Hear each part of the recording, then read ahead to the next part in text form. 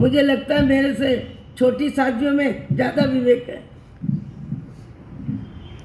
मैं आए दिन देख रही हूँ 20 साथी जी 1 महीने से है, दूसरा महीना चालू हो गया, उससे पहले आगे 1 मिनट किसी को टोकना नहीं पड़ता कि आप ये काम करो या ये क्यों नहीं करते हो। सब हिल मिल के इस तरह से व्यवस्था संभालते हैं कि मेरा सिर दर्द तो क्या हो, मुझे सोचना ही नहीं पड़ा। विवेक जीवन में आना चाहिए, समझ का उपयोग होना चाहिए। आज परिवार में सास बहू के बीच नहीं बनती, कहीं न कहीं अपने विचारों का आग्रह है और दूसरे के विचारों का खंडन है। अपने विचारों में समता आ जाए और दूसरे के विचारों को जीने में सहयोग दे दे तो हमारा धर्म हमको दुर्गति से तो बचाएगा, पर परिवार की आलोचना से भी बचाएगा। जितना था चालू करो, मनवार मत करो।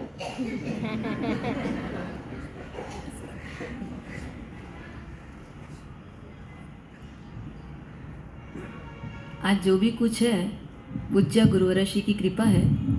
यदि देखा जाए तो संयम जीवन में हम सभी साध्वियों के लिए जो मार्गदर्शन पूज्य गुरु ऋषि का हमें प्राप्त होता है, उसी के कारण हम थोड़े बहुत आंशिक रूप से अनुशासित हो पाए हैं।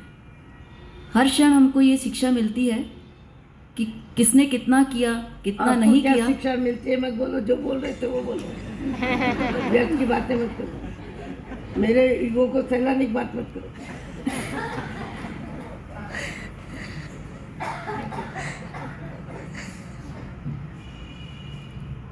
अपन चर्चा कर रहे थे कि पुण्य की प्रवृत्ति जीव के लिए बहुत आसान होती है, पर पाप से निवृत्ति बहुत ही कठिन होती है। शास्त्रों में से एक छोटा सा उदाहरण लूं, जिसे आचार्य हरिभद्र सूरी जी ने लिखा, सम्रादित्य कथा। छोटी सी बात इतनी सी कि राजा साहब ने एक तापस जो लाखों वर्षों से मासक शमन के पारणे मासक शमन कर रहे थे, पारणे का दिन निरंतर राजा साहब तपोवन में जाकर के उनकी सेवा करते हैं। अन्य तापसों के लिए आहार पानी आदि लेके जाते हैं, क्योंकि तापस हैं तो फल मेवा मिठाई आदि सब लेके जाते हैं। और उस अग्नि शर्मा नाम के तापस से नित्य विनती करते हैं कि पारना मेरे घर में, और नित्य ये विचार भी कर रहे हैं कि जिस दिन पारना होगा मैं स्वयं उनको लेने पहुंचूंगा। तपस्वी कितने क्या कर रहे हैं? लाखों वर्षों से मासक शमन के पारणे मासक शमन कर रहे हैं।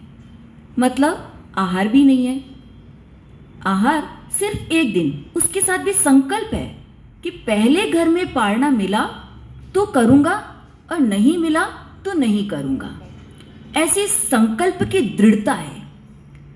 कुछ बनाव ऐसा बना कि जैसे ही पारने का दिन आया, रात्रि में राजा और रानी दोनों चर्चा कर रहे हैं कि प्रातः पारना है, पर दिन का रात्रि का तीसरा प्रहर होते होते भयंकर वेदना सिर में हो गई। इतनी वेदना, क्योंकि जब व्यक्ति के स्वयं का प्रश्न आता है तो वह सब बातें भूल जाता है। कर्तव्य से चूक गए, स्वयं का प्रश्न आया, सिर में भयंकर वेदना थी, चूकने का भाव नहीं था, कर्तव्य से चूकने का भाव नहीं था। उस वेदना से इतनी व्याकुलता बढ़ गई, परस्पर मोहात्मक संबंध थे, रानी भी व्याकुल हो गई, भाग दौड़ मच गई, वैद्य हकीम बुलाए गए, मंत्र तंत्र किए गए, पर सिर की वेदना शांत नहीं हो रही है। वो अग्निशर्मा तापस आते हैं, हलचल देखते हैं, कोई उनका स्वागत सम्मान नहीं करता और लौट जाते हैं। चित्त में किसी भी प्रकार की उस अग्निशर्मा के मन में कोई व्याकुलता या क्रोध या द्वेष नहीं है। दूसरा पारना वही नियम था कि 1 महीना व्यतीत होने के पश्चात ही पारणा करना है। दूसरे पारणा पूरे महीने भर उन तापस की भी चंदन आदि विलेपन से हाथ पांव दबा करके हर प्रकार से सेवा करते हैं। पारने का दिन आया, योगानुयोग फिर वही हुआ कि उस दिन कुछ एक ऐसा प्रसंग बन गया कि युद्ध का प्रसंग आ गया। हाथी घोड़े सजाए जाने लगे, युद्ध की तैयारियां होने लगी, सब तरफ से तैयारी होती है और इधर वो तापस आता है। हाथी घोड़े आदि की हलचल देख करके वह पुनः लौट जाता है। अभी क्रोध है पर बहुत कम, बहुत अधिक नहीं है। राजा साहब जैसे ही समय चूक जाते हैं पर फिर याद आता है, ओह पारणा है। पहुंच जाते हैं उस तापस के आश्रम में, क्षमा याचना करते हैं। अग्नि शर्मा कहते नहीं नहीं नहीं, कोई बात नहीं, आपकी क्या गलती थी। राजा का कर्तव्य है, यदि युद्ध का प्रसंग है, प्रजा का पालन करना है, तो उनका कर्तव्य है कि पहले उनकी सुरक्षा करें। पुनः तीसरा पारणा, भाई मैं तो तभी मानूंगा कि आपने मुझे क्षमा की है जब आप पुनः मेरे घर में ही, मेरे राजमहल में ही पारणा करेंगे। हाँ हाँ कर लेंगे, कोई दिक्कत नहीं है। पुनः तीसरे पारने का समय आया। आपके साथ आप कितनी बार अपन ने सुना था ना जन्माष्टमी के दिन कि श्री कृष्ण महाराजा ने कहा कि उनके जीवन चरित्र से ये शिक्षा ले लो कि कम से कम किसके कितने अपराध माफ कर देना, 100 अपराध माफ कर देना।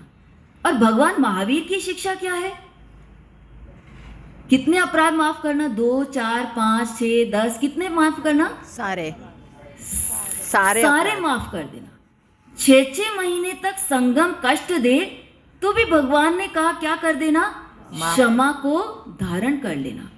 बस एक इस वाक्य को हम पकड़ ले कि पाप से निवृत्ति करनी है और पुण्य पे प्रवृत्ति हो या ना हो तो बहुत अच्छा, पर पाप से निवृत्ति होनी है।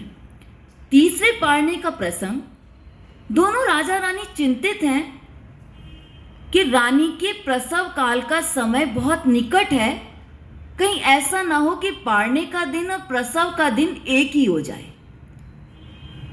कुछ नियति ही ऐसी थी कि पारना और प्रसव दोनों का दिन एक ही हो गया। अर्धरात्रि में रानी ने पुत्र को जन्म दिया। कई वर्षों के बाद की कामना पूर्ण हुई थी। राजा साहब पुत्र जन्म के उस कार्यक्रम में इतने व्यस्त हो गए, आदेश उपदेश देने में, ये करना है वो करना है। पुत्र का जन्म हुआ था, घंटे ताल सब बजने लगे, थोड़ा सा समय चूक गए। और जैसे ही समय चूके वैसे ही उस तापस, देख लूंगा, समझ लूंगा, ये जानबूझ करके ऐसा करना चाहता है। हम बहुत जल्दी अभ्याख्यान का पाप, आरोप का पाप, हाँ उसने ही मेरी शिकायत की होगी, उसने ही मेरे लिए विरुद्ध बोला होगा, उसने ही ऐसा किया होगा। क्योंकि जो भीतर में एक धारणा या भीतर के संस्कारों में, जैसे घड़े में पानी ठंडा होगा तो ठंडा निकलेगा और गर्म होगा तो गर्म निकलेगा, और पानी नहीं होगा तो पानी नहीं निकलेगा। पुण्य की प्रवृत्ति लाखों वर्षों से चल रही थी, पर पाप से निवृत्ति नहीं हुई थी। भीतर में एक द्वेष पड़ा हुआ था, भीतर में एक संस्कार पड़े हुए थे, क्रोध के, अहंकार के, द्वेष के। और वो संस्कार कुछ समय के लिए उन संस्कारों ने विराम पाया, पर अब वो निमित्त मिला। निमित्त पहले भी मिल रहे थे, पर अब जैसे दूध धीरे धीरे उफनता है, ऐसे धीरे धीरे उफान इतना आया कि वो उन्होंने मन में एक संकल्प कर लिया कि अब मेरी तपस्या का कोई फल हो तो मैं इसे जन्मों जन्म तक मारने वाला बन जाऊं। ऐसे ही संकल्प हम भी करते रहते हैं। छोड़ूंगा नहीं, अब बात नहीं करूंगा, अब उसके घर नहीं जाऊंगा, अब उससे कोई बोलचाल करने का कोई प्रसंग नहीं है, मैं तो जाऊंगा नहीं, साथ में परिवार वालों को भी नहीं जाना है, इनको भी नहीं जाना है। जैसे ही चेहरा सामने दिखाई दिया हम मुंह फेर लेते हैं। क्यों मुंह फेर लेते हैं? कि भीतर में वो भाव पड़ा है। कौन सा भाव पड़ा है? तो वो द्वेष का भाव पड़ा है। इस राग और द्वेष के भाव को कल हम और अच्छी तरह से गहराई से समझेंगे, जिससे संवत्सरी पर्व मनाने से पूर्व जितना संभव हो सके हम हमारे भीतर के इन परिणामों को शांत कर सके। समाप्त करने में तो शायद कई जन्म लग जाएंगे, किंतु शांत करने की साधना तो इस जीवन से हम प्रारंभ कर सकते हैं। अभी नहीं करेंगे तो ना जाने कब करेंगे और फिर ना जाने कौन सा जन्म पाएंगे। इसलिए आप भी इन भावों को जीने का पुरुषार्थ करें, मैं भी करूं। इसे शुभ भावना मंगल कामना के साथ ओम शांति शांति शांति। कल मुझे किसी ने पूछा था, सिर्फ 2 मिनट के लिए मैं बोलूंगी, कि महाराज साहब आपने प्रश्न दिया था, क्या प्रश्न दिया था कि शासन किसे कहते हैं। शासन का अर्थ होता है राज्य। जैसे हम कहते हैं कि राम के राज्य में, राम के शासन में क्या थी, प्रजा सुखी थी। ऐसे ही हमारे अरिहंत परमात्मा का शासन, जिसे जिन शासन की उपमा दी जाती है, अरिहंत परमात्मा का, जैसे अभी मोदी जी का शासन चल रहा है, तो मोदी जी के शासन में हो सकता है कोई सुखी हो और कोई दुखी हो, किसी को उनकी नीति अच्छी लगती हो और किसी को उनकी नीति अच्छी नहीं लगती हो। किंतु भगवान महावीर का शासन ऐसा शासन है, उनकी नीति ऐसी नीति है कि सभी जीवों को वो सुख प्रदान करती है, सभी जीवों को अभय दान देने वाली है। इसलिए सभी जीव करो शासन रसी का मतलब है कि सभी जीवों को हम परमात्मा भगवान महावीर के शासन का रसिक बना दें। अर्थात भगवान महावीर की जो आज्ञा है, भगवान महावीर की जो जो शिक्षाएं हैं, उन शिक्षाओं को हम स्वयं भी अपनाएं और अन्य को भी अपनाने की प्रेरणा दें। इसी शुभ भावना मंगल भावना के साथ ओम शांति शांति शांति। हेलो, आइए